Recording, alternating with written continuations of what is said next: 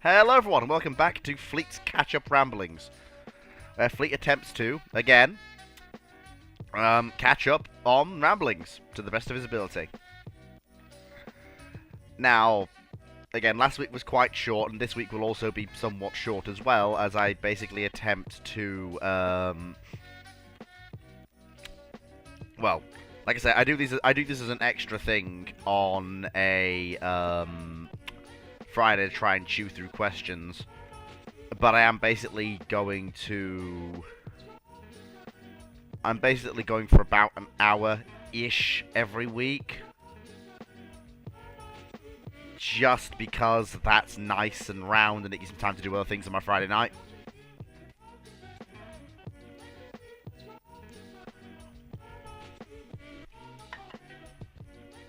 Right, okay then.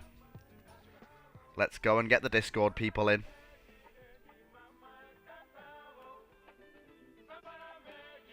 Hello, Montana. Nice to see you. There are some people here who just don't watch my... Oh. There we go. There we go.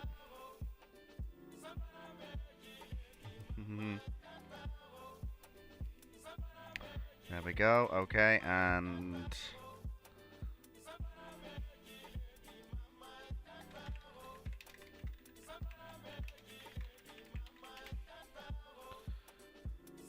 There we go.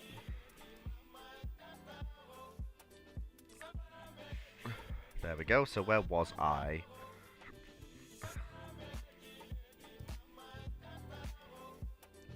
Where was I?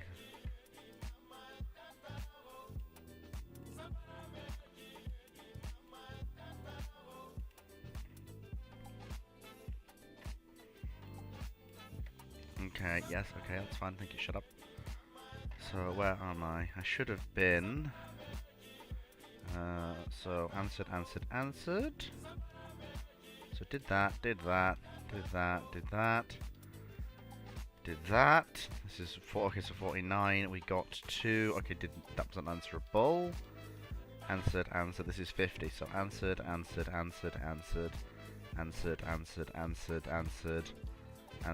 we got 2. So that's... Okay, there we go. No? Yeah, a lot. Okay, so there we go. That is where we were. So let's go until about 8 o'clock. So let's try and work through as many questions as we can. Again, a reminder to everyone involved, we're not taking questions. We don't take questions. Oh, yeah, I probably should put out the ping, shouldn't I?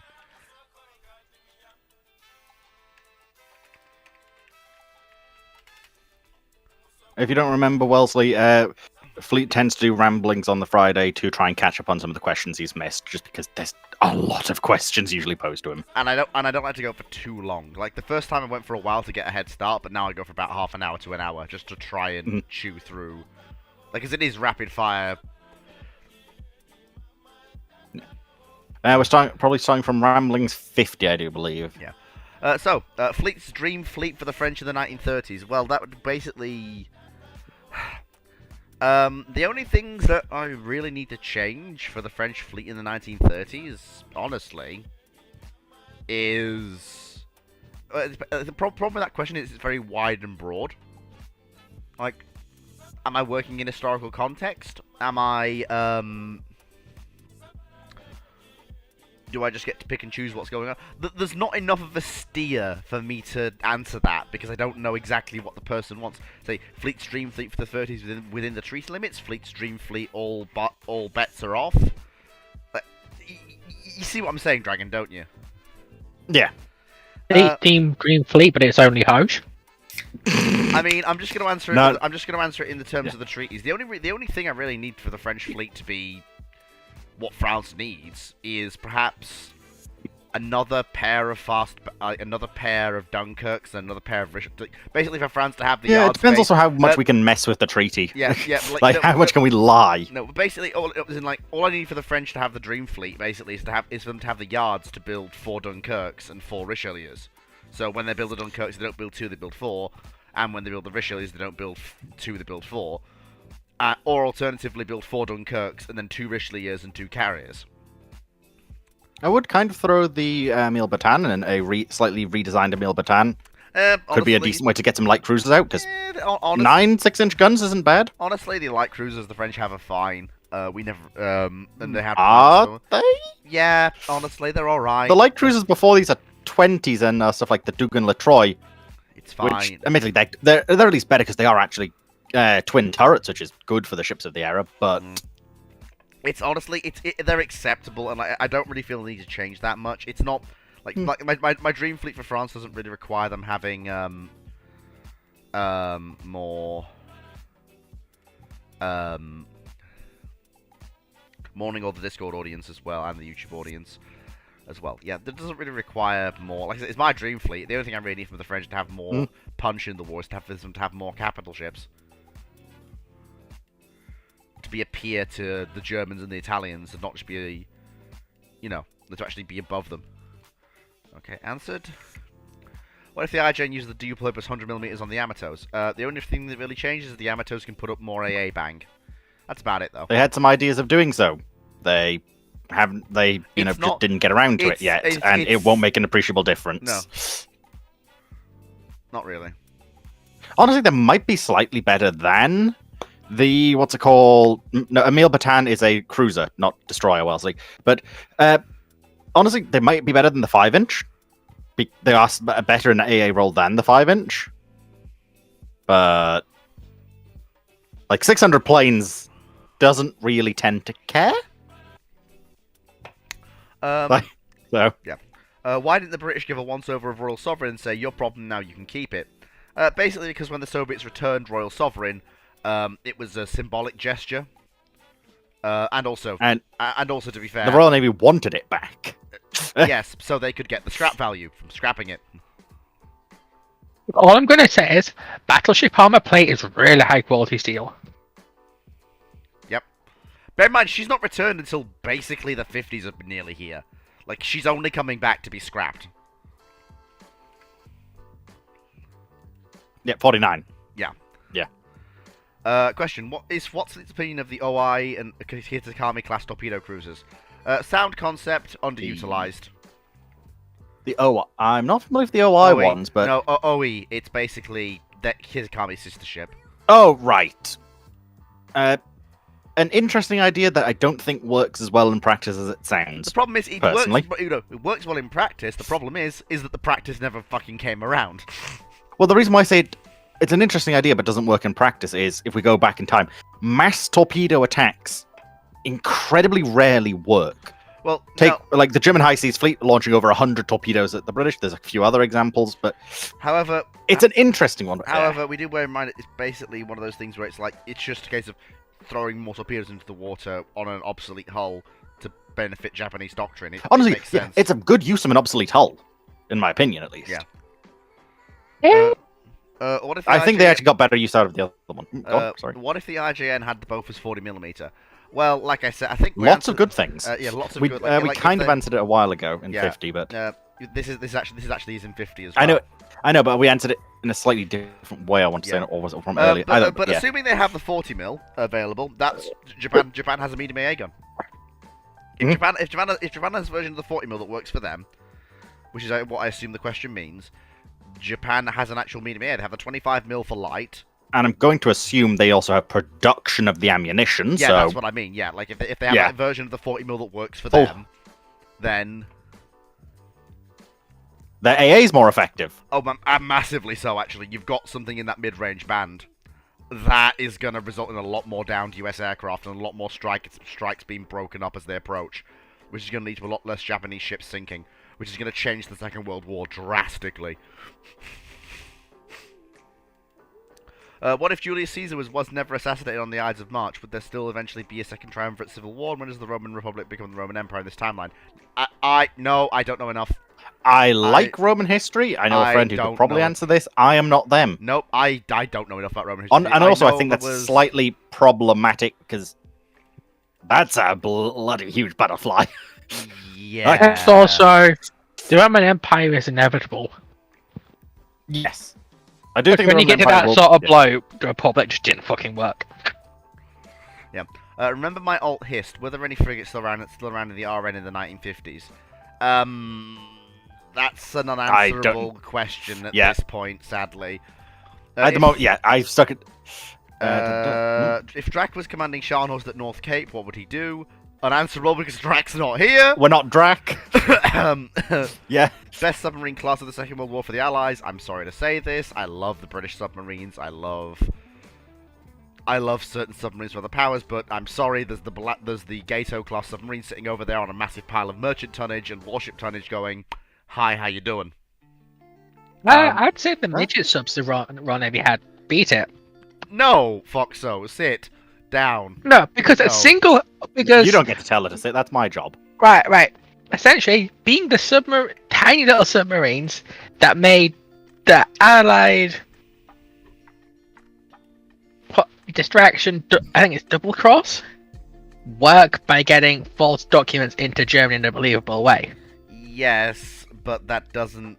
Yes, but that That made D-Day possible. Yeah, but that's not. That's not. I do get your points, Flea. Yeah, but that's not the same thing, Fox. So we're talking about submarines, not special operations. In my opinion, I would actually give a good argument though for the British ones, especially the S, T, and U class.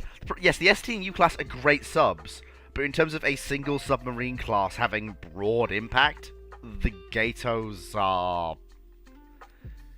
There's no other Allied submarine class that. Let me think. There are better Allied submarine classes, but in terms of overall impact across the Second World War, for the Allies, it's the Gato. For the Axis, No, I'm going to say it is the British clans, especially stuff like the S class, because they actually are in the fight for far longer. Yes, to be but honest, the British ones and do think more overall. Yes, they do, but they don't have the same impact on the war as the Gatos They- do. They do for the European War. Yeah, it also depends on Not really, because what value do you put on. It's pure tonnage versus strategically important tonnage. No, it isn't, because the Gatos bring an entire nation to their knees basically by themselves, and the They Germans don't- aren't really bothered by British submarines sinking shit in the North. They are, Not and really. especially They are. and they are definitely concerned about the British submarines sinking what little supplies they can get from elsewhere.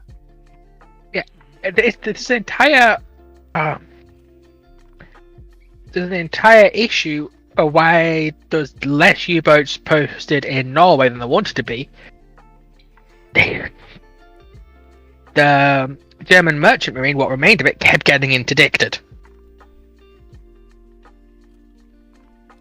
And it's a So, yeah, case of I Gator think sunk it's a really lot, split. but they sunk. Yeah. Like going for either singular class, I personally say either the S or the T class, with potentially the U class at the end. No, I mean, I just look. I think this is I think this is one of those. That's why I said. That's why I did just say before I said that. Agree to This is disagree. where I think we're going to be split. Because I have to make it a third way and go, the special operations submarines are much more Yeah. important. No, I think that is a. I get what flat-out you. wrong answer, I do Foxo. get. I do get what you mean, but I don't. They had very important service, but it's not the same as the other two. Oh boy! I know, so, moving on. It's an Moving AMC, on. It's an AMC Woods question. How can I tell this? You'll both see it. You'll both see it Yeah, as soon as I already fucking- know. What if 3000 M1 Abrams were sent back into? Hang on, I'm sure we answered this one. Did we not? yeah, you're this not. is answered. Yeah. We You're not. answered I'm that wondering one. if we answered this one in a later one. Probably, yeah. We Give did. me a moment. I need to see if I can find this. Question: which RN ship would you choose to conduct a wave motion space battleship conversion? I was right. It was literally answered It was answered the next Ramblings in Ramblings Are 51. you free to choose any Oh. of them as long as they were built and was in active service? Vanguard. HUD. Vanguard. Space Battleship HUD. Space battleship Vanguard. I'm actually going to be the weird one here and probably say Rodney or Nelson That'd be funny. because, on average, Space Battleship Yamato, you're shooting forwards. And also, the aft will give you a great. The launch arrangements for aircraft will probably be way better for Nelson and Rodney. You've already now got perfect area for bow torpedo tubes because you've still got them. Sea turret can shoot good angles Rodney didn't forwards, have- though. The Nelson and Rodney's had broadside Rodney had tubes. torpedoes. Yes, broadside tubes, like most battleships. No, Rodney has forwards. only had 2 forward-facing torpedo tubes. Dragon? Yes. No. Fleet, I've literally seen the actual model for her from the actual Vickers areas. Like, they're still in Dragon. the museums in the northeast. Dragon. Dragon, those tubes fire torpedoes sideways. Be very odd if the considering the angle, but But Either way, back to the actual question. but Dragon counterpoint, Hood would be better. No, Just Vanguard would be because she better. would look cooler. Vanguard No, would no, look no, cooler she than would. Hood. I don't think she would look cooler because keep in mind you're already getting a vastly different look. Hood does look good, but I would like Vanguard the more. change in the structure. Yeah, I agree. Warspite would also be decent as well. But honestly, there's a lot of good choices. Nah, Hood's too short and fat. No, I sorry. personally Warspite too wouldn't short and fat. No, there's actually there's a couple of very good like dreadnought conversions to Space Battleship Yamato already, so they actually do look pretty good. Question: Operational research done for Coastal Command in World War II improved the strike rate of aircraft sinking submarines. What other examples of scientific analysis done for military services in World War II had a similar effect? I don't have the information available to answer that question on hand. I don't think any of the panel does as well. Yep, no. Not what I've got. Not at hand, at least. I'd have to go looking for a while and ask some questions. Yeah. Okay, massive bank of questions just all in one go. Yes. What if Nelson was facing united Danish, Russian, and maybe Prussian in the Battle of Copenhagen? How would this battle go with their forces, and what do you think about attacking this united fleet, or just go to hell and attack anyway? That is, given how battles go in the Age of Sail, that is not a question that can be answered without multiple months of war. It would take a lot of time. So I can't answer That would take one. I think that takes a full ramblings. Yeah, no, I'd need Drac. I would need Drac's Age of Sail experience and his knowledge of Nelson's character as a man to make that call. Right, Wellesley, if you want, I'll send you the question. You can bug him about fleet in place of the Trafalgar question at some point. Another one, but it's from a more technical engineering side. What was the first warship that had only oil-fired boilers? In terms of first capital warship, it was the Queen Elizabeth's, I believe. No, actually, it wasn't. There was a Russian pre-dreadnought that had the conversion in the early 1900s to being purely oil-fired, but I can't remember which one it was. And building big warships like battleships with diesel engines, good from a technical side, or a turbine's just better. The choice between diesels and turbines was something that Just better. the choice between diesels and turbines is something that we see come up more and more as the concept of large diesels is proven by large motor ships in the 20 to 40,000 ton range that are built in the 20s and 30s. But you mainly see them for more things like longer ranging avisos and gunboats. They're a good choice for the Deutschlands, as originally intended, because bearing in mind the Deutschlands as originally intended are built for the Weimar Navy, and what the Weimar Navy needs is different than what the Kriegsmarine needs. So for the Weimar fleet, they make sense. But yeah, building ships with diesels capital ships with diesel doesn't really make sense. And well, not until you see the speed reduction curve. I wish you luck. I come need to go into- for now. come Might into be back in a bit. effect in the post-war period, when you see the overall Yeah, but- speed of navies drop. But it's also some big advancements in the efficiency of diesel engines that come in in the 60s. Where you get stuff like... Oh, I can't remember what it's called, but it's a system that massively increases the burn rate of diesel. Oh, I can't remember what it's called. But for a battleship, it's just too much volume. You use diesel engines, you've got a much bigger citadel and less armor. What if Repulse was Without use turbine. what if Repulse was not sunk by air attacks? She forms the core of Abdicom. No, she doesn't. Why not?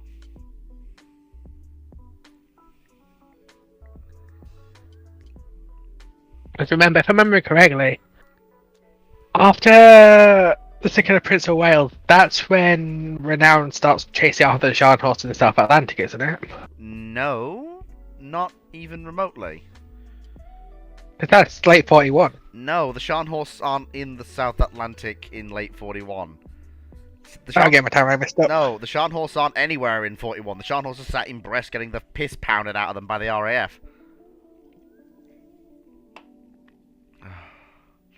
Yeah. Repulse becomes the head of Abdicom. Now, Repulse gets full stack clear Renown. No, Foxo. She's the only allied capital unit in theatre. She'll be, considering the allies are pulling in everything to form Abdicom, she'll be pulled in as flag. Probably not. No, she will be. She absolutely will be. Okay. Right, hear me out here. He doesn't have. You've just proven she doesn't have the air defense for it. You do. That doesn't matter, Foxo. That genuinely doesn't matter. Given what else. Yeah, hear me out. I wasn't finished. Given what else has been pulled in for Abdicom, there's no argument you can make to not include her in Abdicom. Given that everything in the kitchen sink is being scrambled together. Yeah. I was going to say is, switch her out. They might try and switch her out with Renown, who can defend herself. Renown can't get there in time. They have a couple of days to a couple of weeks to pull together Abdicom. There isn't the time to get Renown over there. If there would have been Foxo, Renown might have gone. Or another allied capital ship would have gone, or shown up, or something. But there just wasn't the time.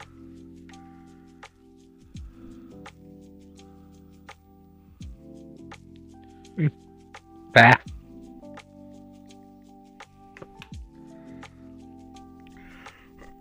Right,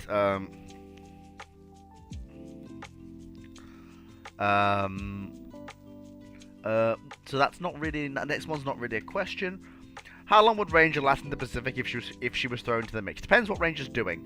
If she's supporting flight operations against Japanese island campaigns, aka if she's basically providing a floating airfield and not being used as a fleet carrier, Ranger may last out the entire war.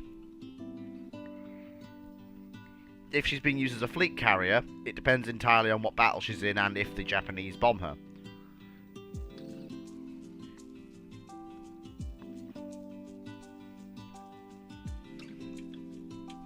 That's basically it. Depends how long. Like Ranger could last a week. She could last all war. Galactic Alliance versus First Order. Who wins? Not familiar with both nations that much to actually give a proper answer to that one. First Order is essentially a mini galactic empire, but with an incompetent leadership. Quite scary, and then fucking the leader shits the bed. So yeah, probably. Right. Typical Gunnery said Nelrod is the nickname for the Nelson and Rodney class. Because they didn't really have a class name. Like, so they were just the Nelrods because Nelson and Rodney. Oh shit, we're not meant to ask a question in the chat, are we? Fleet, you still there? Still here. Okay, so that's... Right, yeah. It'd be bad to first order get competent leadership. Yeah, basically. You're the design committee for the design of a third refit of the Constitution class, working on what you designed in the last Connie refit. What do you make now? This is 20 years after your endeavour on keeping the Connies in service. If Dragon was still here, we could answer this, but Dragon's not here, so can't really answer it. And also, I can't even remember what we did for the last Connie refit. Only Dragon would know that, so I'll leave that as unanswered for now, and I'll come back to it next time. Question 19. What are your thoughts on the Regulus cruise missile and the launching platform on the Grey Watch? Do you think it's an early attempt at sneak launching cruise missiles at the enemy? The whole point of Regulus was to give submarines nuclear strike capability. That was the entire point. It was to test the concept. And even though it was very vulnerable and the sub had to surface and wait and then launch, it really, really did. It worked. It proved that you could actually do it.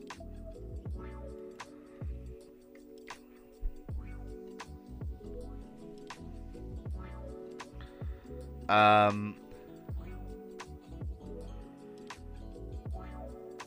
then, of course, that led to the U.S. Navy continuing to persevere, which led to the idea of launching submarine missiles while submerged, which led to Polaris, and the rest is history.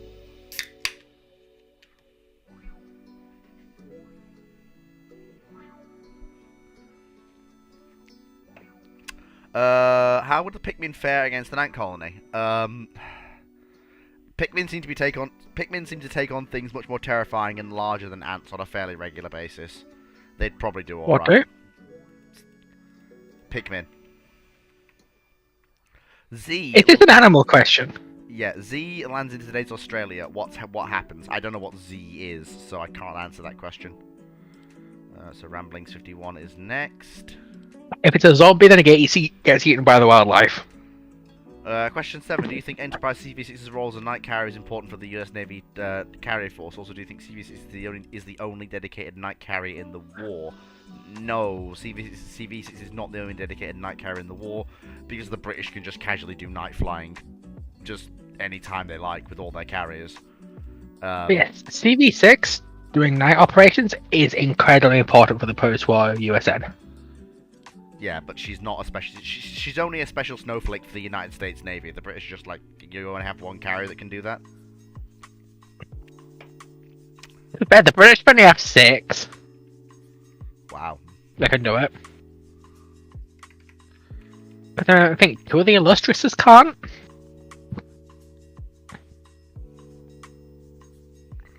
When did they stop putting live animals on ships? I don't think they have. I think ships still have ship's cats and such.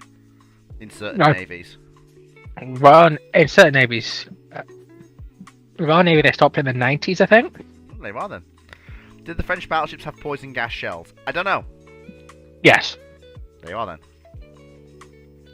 By the way, in the context of World War II, was there ever a thought about the conversion of Repulse, Renown, or Tiger into carriers for the start of this conflict? No. No. Because Repulse and Renown are far too valuable, Tiger's too old, and she's going out anyway. Well, Animal Pulse would also make really bad carriers. And of course, you've also got the point, just build new carriers. It would probably cost less at that point. And you get a better ship. I think I answered this one on CVEs already, but yeah, I did answer this one already. So, would the IGM name an anti-ship missile Kamikaze? No, they wouldn't. The Kamikaze has a very specific connotation. Divine Wind, Retribution. It's something redolent of the Japanese state or the Japanese culture overcoming odds. It's named after the divine winds that defeated multiple Mongol invasions of Japan, basically pulling Japan's nuts out of the fire multiple times by seemingly divine providence. And that's the whole reason that the Kamikaze was applied to the Japanese suicide aircraft is because, again, it was supposed to be the divine wind that would save Japan when all hope seemed lost against the US. That doesn't really apply to just a basic anti-ship missile that's being used. What if modern types of cargo ships and military transports, like roll-on, roll-off ships, are sent back to World War II? Depends how many, and what they do. And if they have crew. If they don't have crew, they're basically useless. If they have crew, then they are basically massively increasing the merchant tonnage that can be sent. And actually, if they're some of the more capable vessels, they can literally have a full load of fuel, ramp up to about 24, 25 knots, and just go, okay, we're going over the Atlantic, see you on the other side, and the U-boats. And it's going to be the same problem for the U-boats as it is with certain liners. Good luck getting a torpedo solution. But these ones are going to be that fucking big. It's also, under full load, most can't do. Right, most container ships are like sitting at 16 knots. I was more referring to the fast Ro-Ros. Even then, fully loaded, they're like high teens of knots. Well, if it's the military transport ships like the US Sea Lift ships, those things can just crank up to 35 knots and just go. They're designed to do exactly that. Fill them up with fuel oil, crank it up to 35 knots and just go whee! Now you've basically got Queen Marys that can transport tanks. Yeah, but it's only it's only specific ones that can do that. Yeah, but well, Because- But it's also a case of a lot of them are reliant on GPS. I mean, they're not reliant on GPS, Foxo. That's not entirely true. But like a lot of their navigation aids are just reliant on GPS. Then, yes, they are, but there's also the fact that they can be navigated the old-fashioned way. Yeah, but oh.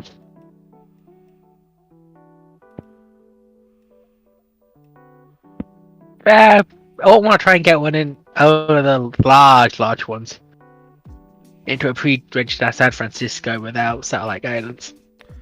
Well, yeah, well, that's more to do with harbor. Like that's more to do with harbor arrangement. You probably have to tug it all the way in, and basically just you can do it. Those are problems that can be overcome. It's actually quite cool because a lot of like the really big ones, like what's the name? I think we're Console. we're It's not off Console of the Sea, is it? We're getting off topic. Oh, just let me. No, I need to keep moving, Fox, so I don't have time to do diversions of that nature. What if the High Seas Fleet was allowed to keep 2 battleships and a dreadnought in the Versailles? Well, first of all, the German Navy was allowed to keep 8 pre-dreadnought battleships. They only kept 2 in commission at any one time because they basically couldn't afford to run any more than that. The German Navy was allowed to keep 8 pre-dreadnoughts as a counter to the Russian fleet. If they're allowed to keep a dreadnought, then they're going to basically be given 1 ship, and that's Nassau. Because she's the oldest.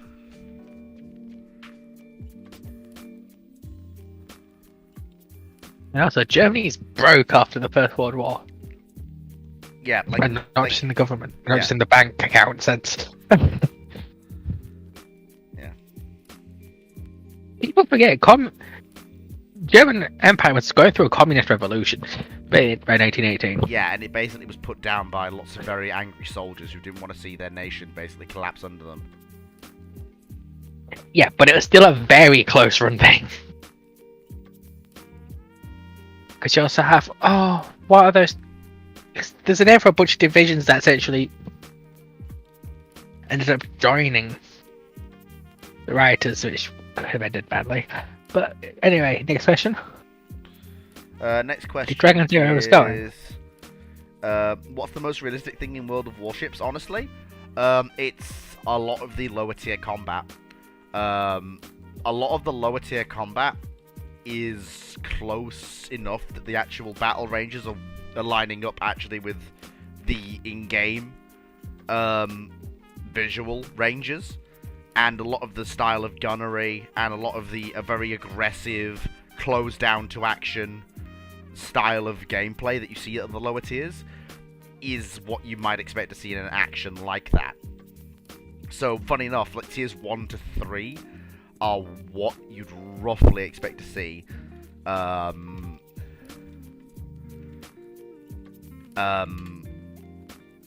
for ships of that period, basically.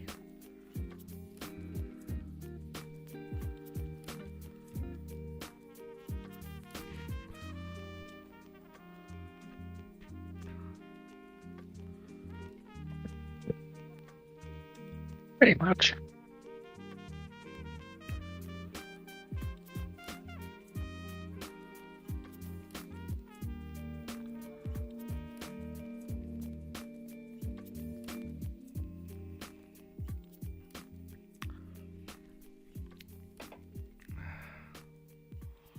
Basically, yeah. So where were we?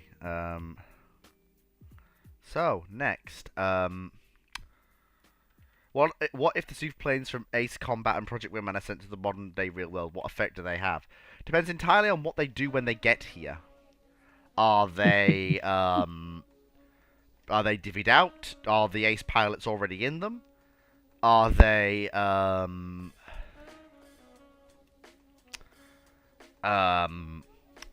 again, it doesn't. The problem with that context is that it doesn't really. I mean, the super planes will probably be torn apart to find out what makes them tick. Basically, that's about the size of it. Honestly, you probably have a bunch of engineers in the Skunk Works going, see, I told you it would work. Yeah, basically. Or alternatively, they try to throw them around as they do in the video games, and physics says no, and they just tear apart under the weight of their own nonsense. Yeah, but it's going to get a lot of happy laughter from Lockheed Martin. Yeah. And then panic when the rest of the world figures out, oh, our shit's obsolete. What if all the Gearings and Alamein Sumner class DDs were sent back to World War One USN? Well, first of all, the World War One USN would be like, where have all these light cruisers come from? Because the Gearings and Alamein Sumners are basically light scout cruisers in World War One. That's how powerful they are. Secondly, the US is going to be going, okay, these things exist. The electronics are going to be utterly useless to them unless the crews came back with them. But they are able to just annihilate any destroyer or cruiser they meet. And I do mean that. Any cruiser in the world is just dead. Because the difference in fire control and ability to fire under terrible weather conditions is just such that even light armored cruisers of like C's, D's, that sort of thing are gonna struggle against a Gearing or an Alamein Sumner. It's that. I like much coming back difference with in fuel fire oil control. though. Fuel oil may be a problem, but it's the United States of America. They'll just open a few more wells in Texas. Yeah, but it's more of the refinings that's going to be the issue. No, the refining capability is there, Foxo. Like, it's ridiculous quite how mature refining technology was. It's just that the need wasn't there, but the refining technology is absolutely there. Okay. And Foxo, this way, refining capacity was already basically at a point where the US could just switch over to fuel oil with a snap. By about 1905. I don't mean like actual like physical amounts. I mean to the quality those engines need. Probably, yeah. No, they can do it. It's not that much of a leap. And you can run the engines on poorer quality fuel. Bigger aircraft, and that very big industrial jump in the refining process to get the power density those engines need out of the fuel. They're Gearings and Alamein Sumners. They burn Bunker C. They're steam driven. They burn Bunker C. Yeah, but it's different. No. Composition to. It's slightly better, but not overly much. The boilers will be fine taking the older stuff. It'll give slightly less power, but it won't damage them in any real way.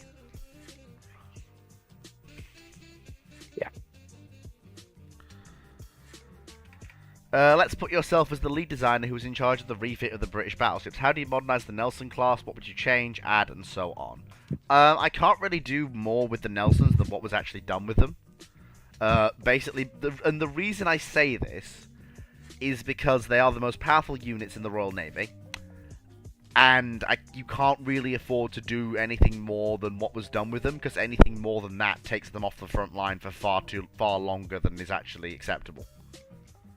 So swapping the secondary battery from 6-inch to 4.5 or 5.25 would take far too long. Reworking the superstructure, first of all, isn't needed, and secondly, would take too long. Replacing the main armament, not needed, would take way too long. There's not much rebuilding the engines, not needed, would take way too long. Again, there is some improvements you could make with them though.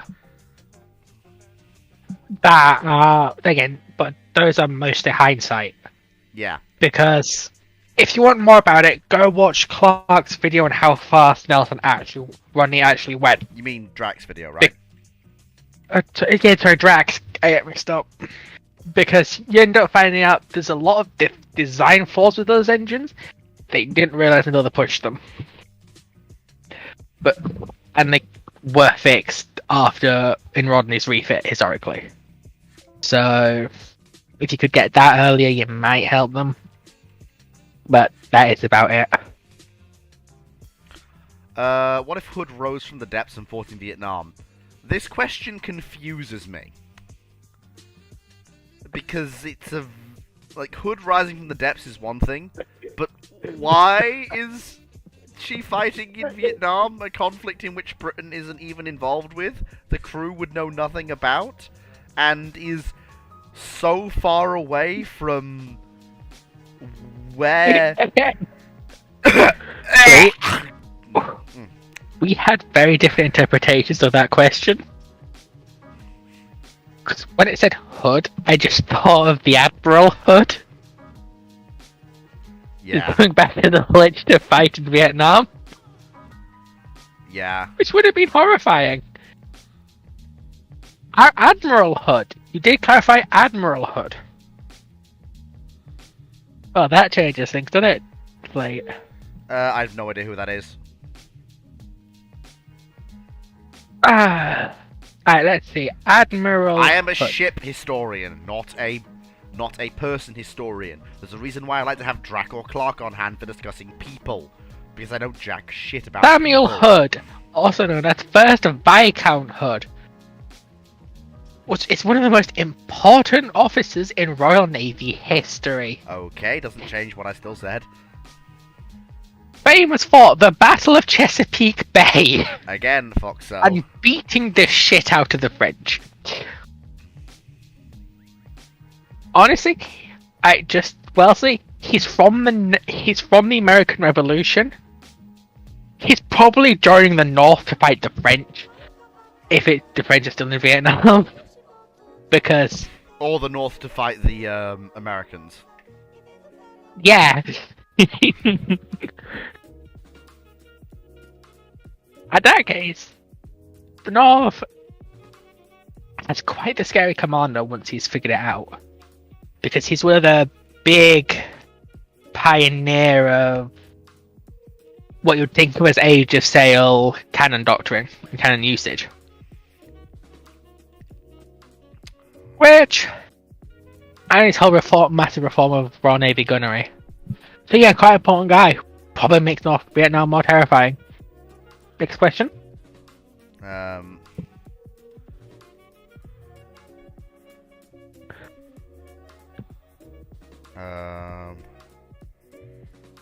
Where are we? Most comfortable ship in the RN for a commanding officer. Any battleship or carrier. Basically. Could Yamato... Until the 30s, and it's the carriers. Yeah. Could Yamato have survived a Crossroads-style nuclear test, considering that Nagato did, and other ships did? Yes, absolutely.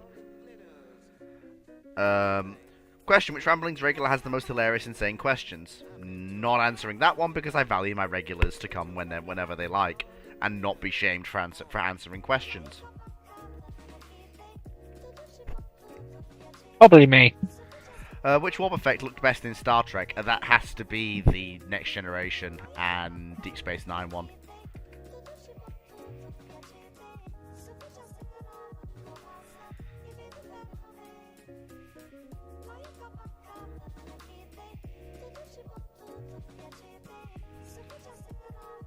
Chris, this is a catch-up dry dock. You need to wait until Monday to ask questions.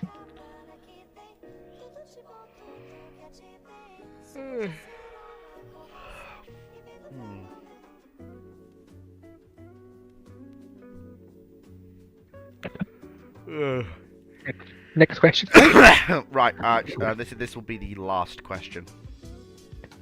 Okay, so let's stretch it out for half an hour then. Yeah, about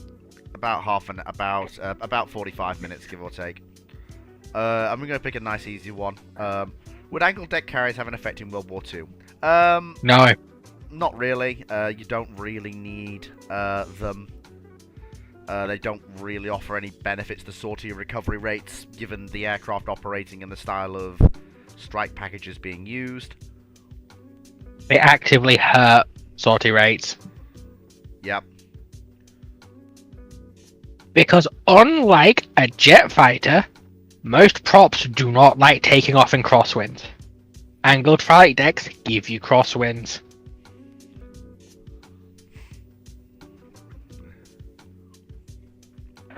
I mean, I'll rephrase that.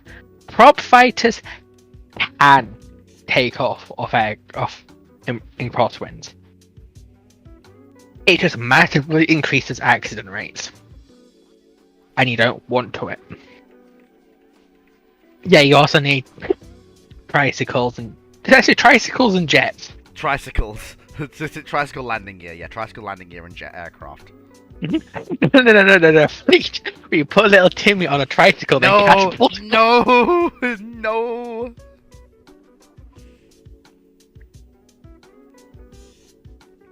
Ah, yes, you shall ept those Soviet bombers on your tricycle. My goodness.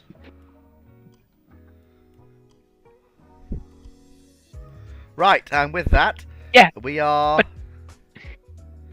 at a close. Thank you. Seafire did not work off. The Seafire struggled in normal winds to get off a carrier. It's not getting off in a crosswind. Oh, someone wants an encore. One more? Encore? No encore. Oh. Thank you very much for watching, folks. Hope you all had a fantastic time. Tune in, obviously, next week for Fleets Fan Ramblings. I hope you have a fantastic weekend. Take care, folks, and I'll catch you next time.